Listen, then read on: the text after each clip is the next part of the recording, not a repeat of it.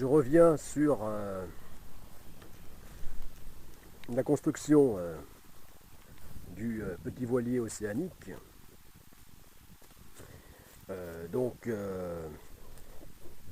Enfin, ce qui devait être celle du Chatham dans sa version 60 pieds, eh bien il ne reste plus rien. Voilà, plus aucune trace du marquage au sol de ce qui devait être le nouvel emplacement du chantier que tu as vu dans les vidéos précédentes. Voilà, plus aucune trace.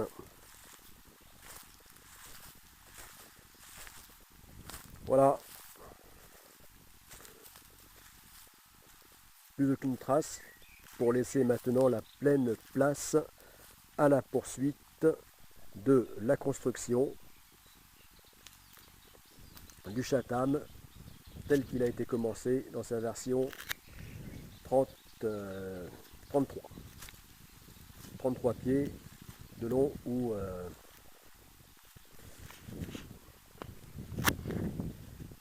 9 mètres 80.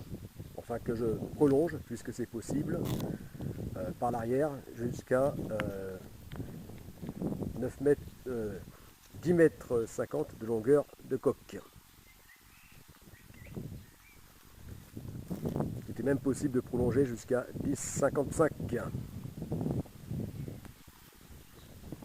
Et bon, je reste à 10,50. C'est parfait comme ça. Voilà. Donc, plus aucune trace. Voilà. Plus aucun marqueur orange.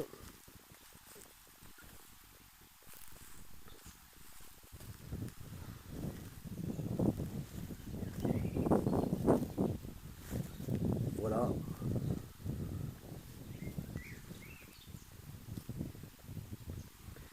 Donc,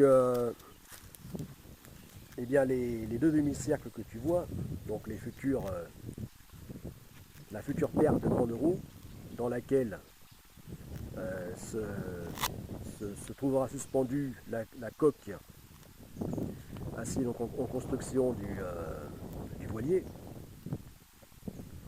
et bien là est espacé les deux plots en béton, hein, ces deux roues sont espacées de 6 mètres. Voilà. Alors que étant réutilisé pour la construction du 18 mètres, et bien dans ce cas-là, elle devait être espacée de 12 mètres. Mais là, comme tu peux le constater, c'est terminé. Il ne reste plus aucun marquage au sol.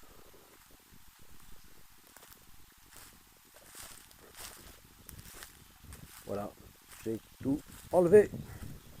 Terminé.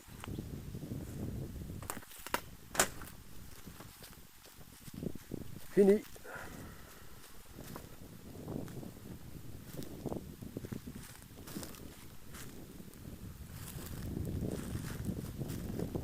Et voilà.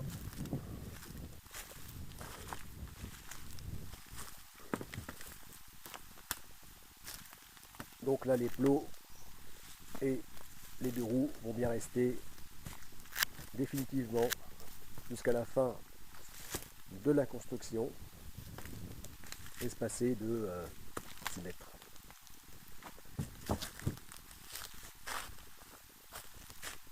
Alors là, ce que tu vois effectivement, ce n'est que les deux demi-cercles.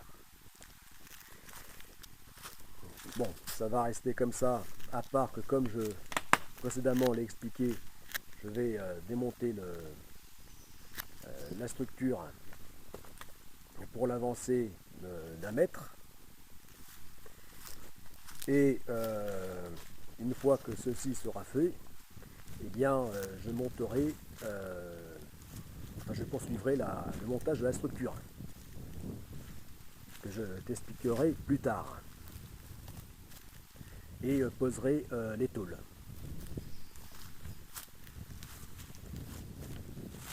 Ainsi, à partir de ce moment-là, quand les tôles seront posées, là, ça ressemblera enfin à une coque, à un voilier. Et les deux autres demi-cercles qui se trouvent au sol, et là, à ce stade, servent à rigidifier l'ensemble, eh bien, je les démonterai, ces demi-cercles. Grâce au portique, je les monterai et les poserai, les raccorderai au demi-cercle du bas, et ainsi nous trouverons, comme je parle tant depuis le début de mes vidéos, donc nous trouverons bien deux roues. Voilà, deux cercles, deux grandes roues, un diamètre d'un peu plus de 6 mètres, quelques centimètres de plus, et donc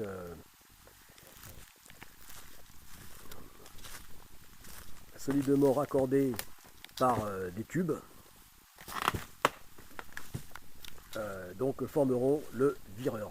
Voilà, un solide vireur surdimensionné, puisqu'il a servi auparavant à la construction d'une superbe coque en forme, d'une goélette en acier.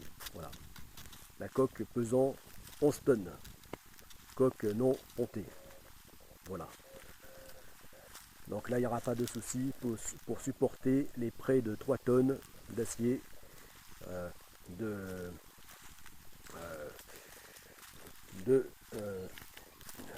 petit voilier océanique GA Mesonix. Donc, comme tu peux le voir là, dans la version du Chatham Extreme 330.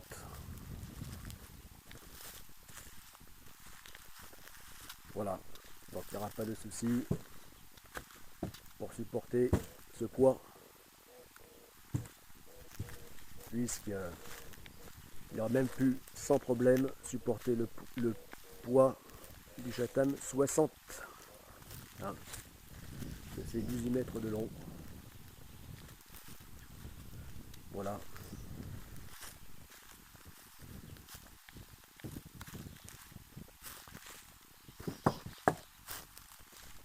Mais qui finalement ne se trouvera jamais réalisé et construit ici.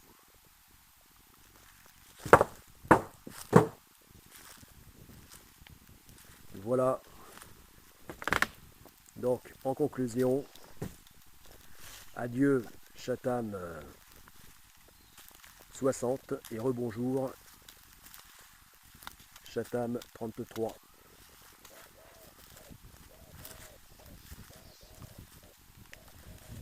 Et puisque j'en étais au comparatif entre la taille de ces voiliers, enfin les mensurations et le poids de ces voiliers et ceux des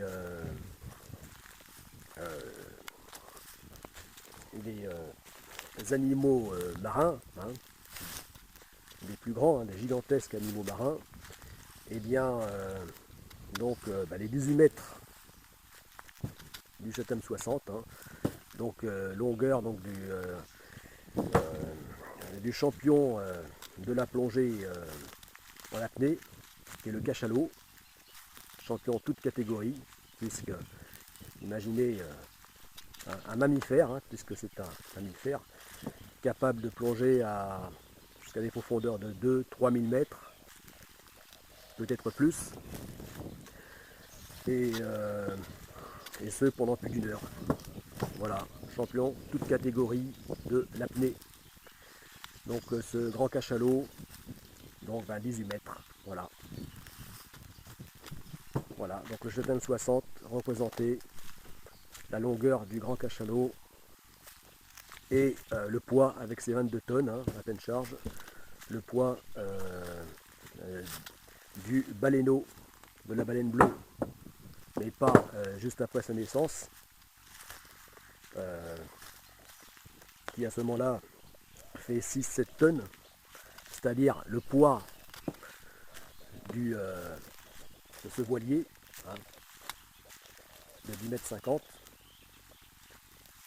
mais le poids qui fera à vide, à neige, ou à mi-charge, hein, dans les 7 tonnes. Mais donc à 22 tonnes, là, eh bien, le poids du baleineau arrivait au terme de son sevrage, de son allaitement. Voilà. Hein, pas mal, hein, pour un petit, là, 22 tonnes.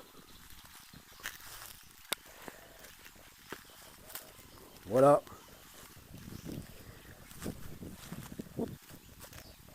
Donc,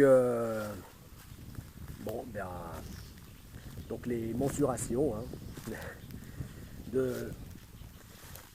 du voilier, du petit voilier océanique GA Mesonix, de la première phase du projet Gonessark. Voilà. Ces mensurations seront comparables à celles dont donc en longueur, en gros en longueur euh, du cachalot femelle ou du calmar colossal.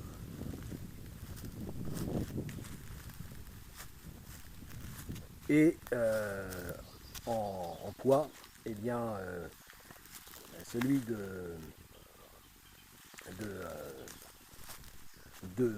d'une orque mâle, voilà, d'une orque mâle.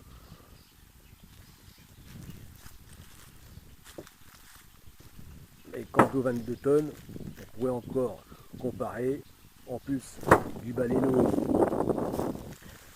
après sevrage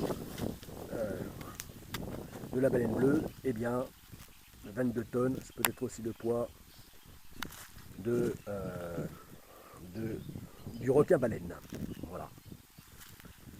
Requin-baleine.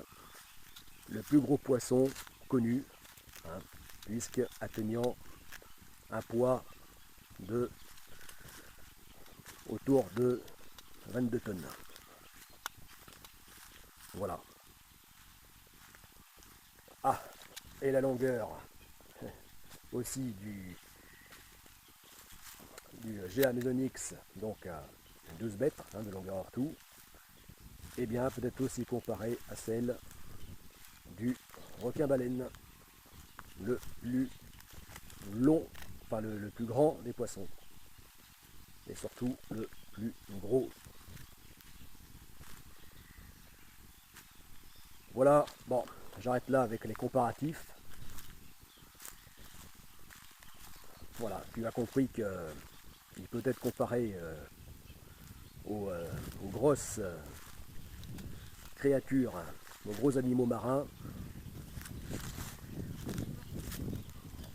Voilà, tout en et pourtant être un petit voilier. Voilà, un petit voilier et même, on pourrait dire, un minuscule navire, un micro-navire,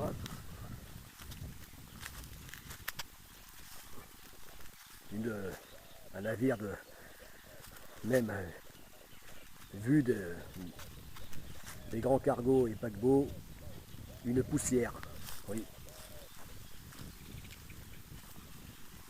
Ce que dans la marine marchande on appelle la poussière nautique.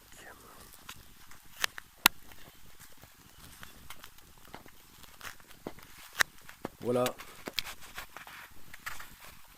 Bon, eh bien j'arrête là. Et eh bien c'était le commandant Todrick. Allez, on la refait. Tout ça pour le projet Godesarc, avec Godesarc, tous pour la GoPrac, tous pour la Stago. Go!